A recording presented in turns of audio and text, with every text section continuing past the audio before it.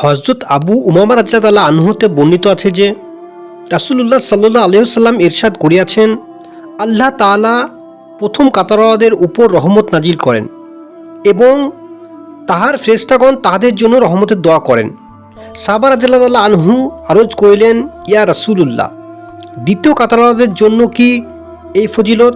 তিনি ইরশাদ করিলেন, আল্লাহ তাআলা প্রথম কাতারওয়ালাদের উপর রহমত নাজিল করেন এবং তাহার ফেরেশতাগণও তাহাদের জন্য রহমতের দোয়া করেন। সাহাবা রাদিয়াল্লাহু আনহু দ্বিতীয়বার আরজ করিলেন, ইয়া রাসূলুল্লাহ, দ্বিতীয় কাতারওয়ালাদের জন্য কি এই ফজিলত? তিনি ইরশাদ করিলেন, দ্বিতীয় কাতারওয়ালাদের জন্য এই ফজিলত। রাসূলুল্লাহ সাল্লাল্লাহু আলাইহি ওয়াসাল্লাম ইহাও ইরশাদ করিয়াছেন যে, নিজেদের কাতারগুলিকে সোজা রাখো, কাঁধে কাঁধ বরাবর করো। কাতার সোজা করার ব্যাপারে তোমাদের ভাইদের জন্য নরম হইয়া যাও এবং কাতারের মাঝে খালি জায়গাকে পূর্ণ করো, কারণ শয়তান কাতারের মাঝে খালি জায়গা দেখিয়া তোমাদের মাঝখানে মেষ শাবকের ন্যায় ঢুকে পড়ে।